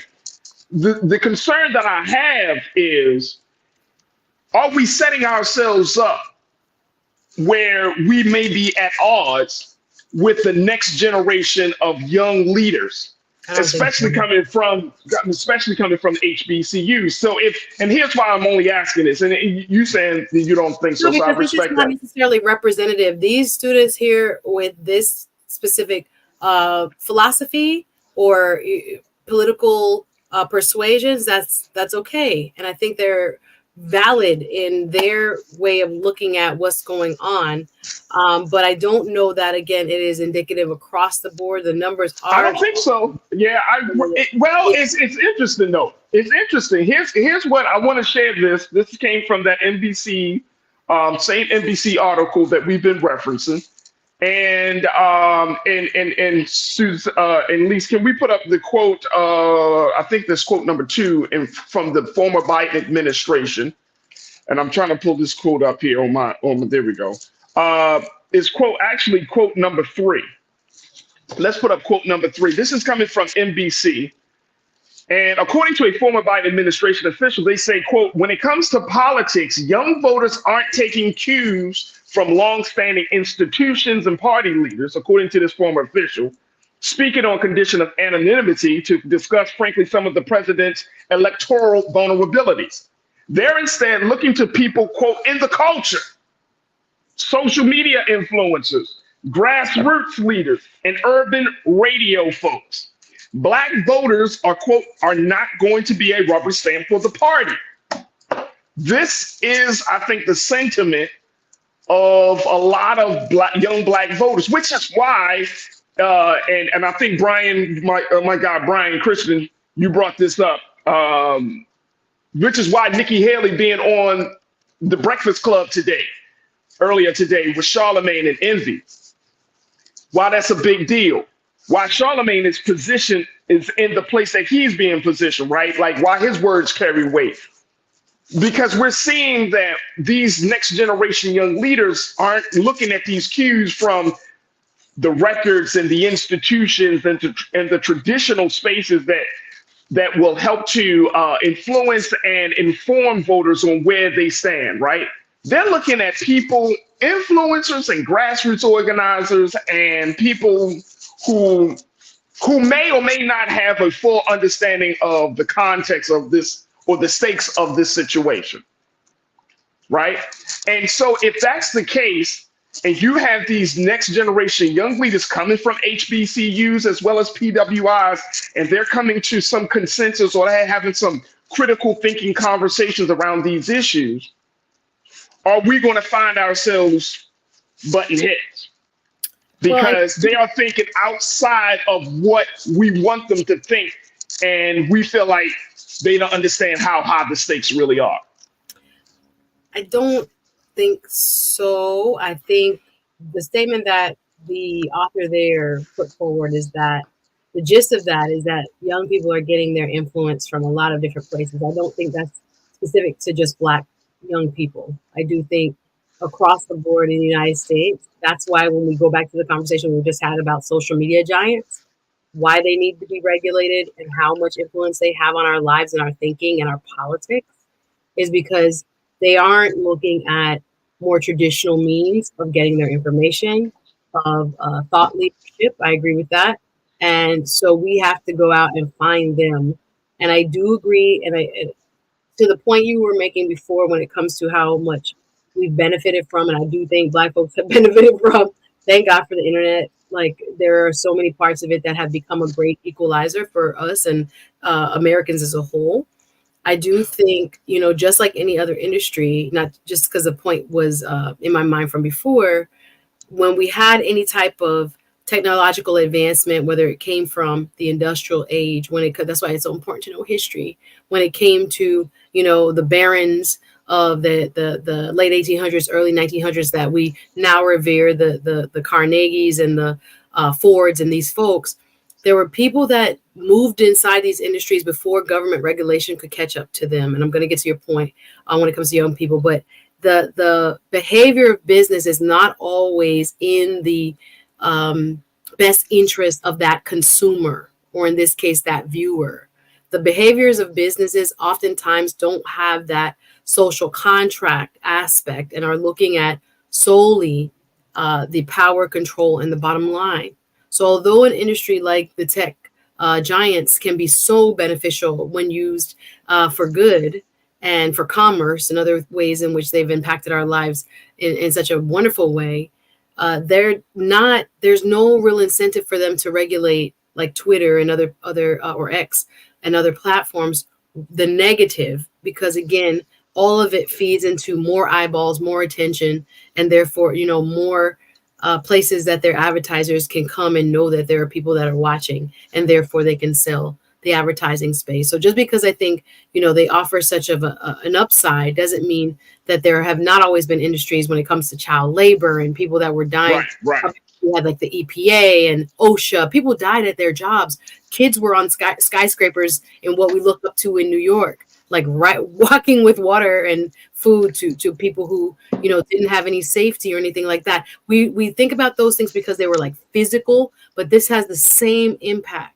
Whether we're seeing it or not in our minds, it has the same impact. To get to the point when it comes to young people and influencers, I was listening to, and shout out to Karen Hunter, her program a couple days ago about this phenomenon when it comes to reaching Black folks and how to reach this younger generation. And she and another guest, I forget his name, were talking about this idea that, and I want to kind of put the point out there more as a question than maybe finishing off with like, here's how we get to young people, because I think what again has been said is true. And they are not necessarily looking to a Jim Clyburn the way you and I might know that this person has been at this for 40 years or whatever it is, and how much he has knowledge of how this works from the inside. I do think we have to be careful. And I would agree, and I would ask people to listen to the Karen Hunter podcast that talks about the gatekeeping of Black voters through the platforms of influencers and how much responsibility they have. And should that be, or those be the only spaces that we entrust to reaching Black voters? And I think it's important that there are visits to the Breakfast Club and others. But it's kind of scary, again, when we look comparatively when it comes to white folks and how many different places they have to offer opinions that reflect, a wide variety of opinions. We have to be very careful that, again, like you said, anybody with a microphone that can come forward and call them an influencer are now the gatekeepers of Black politics. It's scary to think about. So I think we do have to have some educational initiatives and attempts through those same mechanisms to get to those same young people. Thank you again. Here goes the tech in the middle of us and our politics, right? What they let through their filters, etc. But I don't think the I don't think we should stop in the traditional ways to try to reach young people, but I do think we have to adapt to the newer ways. Because again, just because someone puts up an influencer video does not mean it is factual and that it has been researched, etc. But we have to I agree. Where people are, so that we have to adapt. Again, the messaging. I keep saying Biden administration might have to get some, partnerships going and collaborations going with certain influencers. I think on the Republican side, Black Republican influencers have become very good at this very notion. And there's a new book out called Grift. You should read it. I saw it on The View this morning being promoted, writing about how Black Republicans have evolved from the time of Abraham Lincoln to now, and how most of what they're saying, again, is for power and access to power and money. So I also kind of put that as a question. If we're saying to ourselves, okay, this is where young people are getting their information, and those are not folks who are necessarily vetted or may have some other interest in promoting another candidate. It's popular to say, why Black people vote for Biden? We need to get on something else. It's popular to say that. You're going to get clicks if you say that. But is that true? Is that actually productive to say, stay away from the system, stay away, when our lives are going to be influenced by what happens from those who do vote every time? True. So true. All of that, it's controversy is going to be clickbait. Trying to tell people misinformation is going to be clickbait. So I think, it's up to us with the young people that we directly have in our families, our churches, our civic organizations, however you have access to a younger person that you can reason with one-on-one and talk about it. I think we got to start doing that, because the online influence is not going to change. But I do think leaving them to say, well, this is the reality, everything is on TikTok, it can be problematic, because again, there's a lot of misinformation and folks who might have alternative motives to tell young people what to do. And it might look cool. And again, it might be aesthetic, but it might not feed their interests long term. So we got to really think about this. I don't know if I have a solution for it, but I do agree with. I don't. And you know what? And as we close out the show today, having this conversation with you, which I wanted to have. I wasn't expecting a solution. I want to just put it out there. I wasn't expecting a solution from you. I think we just need to have this discussion to amplify and to recognize that this dynamic exists in at this moment, right? Like, we will have to see how Saturday pans out in terms of young voter turnout, right? Black voter turnout, all of those things on Saturday for South Carolina. But I think it's just an interesting part of the conversation. And I think that for those of us who do have a platform, we have a tremendous amount of responsibility to fact check, to have conversations that are rooted in truth, but at the same time, having conversations that will get people engaged and involved. And we do have to be visionaries. Like, being clickbait is not a thrill for me. You trust me and believe me, because your words can be taken out of context. People can, will troll you and go through this whole process. So that's not the thing. My thing is, let's have some serious intellectual as well as emotional discussions, right? Until we find to get to hopefully open up the floor to some new ideas. Now, do I want to see a Trump presidency based upon his record? No, not based upon his record. Do I want to see Black people free? Yes. But here's the big thing and as we close this out, Suzanne, the big thing that I'm concerned about is, like, even I just saw that Snoop Dogg said that he has no problem with Trump because Trump pardoned one of his former colleagues, one of the co-founders of Death Row, Harry. I forgot Harry's last name, Harry O. But it's those type of things where people are like, the president, Trump is good for me because he did boom, boom, boom, right? And now we're getting into this individualistic relationship, moving away from us being a part of a constituency, right? Us being a part of a larger group. And now we're focusing on, what can the president do for me? What can this person do for me versus what can the president do for us? But And the point that you just made, I know we got to wrap, is the same yeah, point that is like, would we want as a culture the influencers to gatekeep politics for us? I don't think so, Influencers, because Snoop I'm gonna be Dogg, honest will with you. stand up and say something like this, and so everybody clicks on it. He trends for however long. People are Nah, excited. Well, I Snoop nah, Dogg down with no, Trump, no, no, but no, it no. does have an Look, impact on young people's mind. So we it have to does. start to It train does. them to question the sources, not only the traditional ones, but the ones that they're seeing Or online for proof of concept. Thank you that your homeboy got pardoned, if that's what he says he's basing it on. But when right, have it black is. people, or should black people ever be single issue voters ever?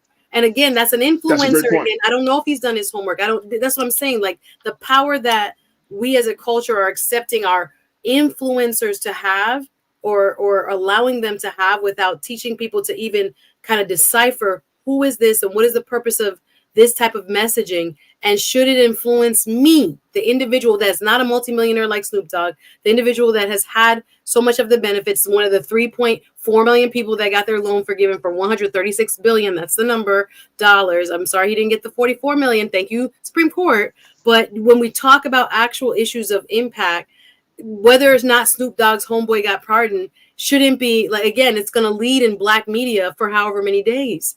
So we as a culture, I don't know how we reinforce where is or how to help younger people decipher what is a All right. reliable source, Yep. even online, Yep. for you Absolutely. making a decision with your vote. I'm okay with young people wanting more from their vote, but not having the information and the totality of what their Yeah. impacts of what one person like a Snoop Dogg can say and what it would Yeah. actually mean in your life Yeah. is very Yeah. dangerous.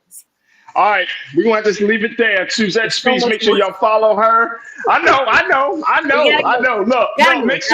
Make sure y'all follow Suzette Speaks on all social media platforms. Support her on Pantheon. Make sure y'all check out her show, the Suzette Speaks Show, on YouTube. And God willing, we'll see her next week after this election, this primary election down in South Carolina. Suzette, Lots thank you more to so talk being. about.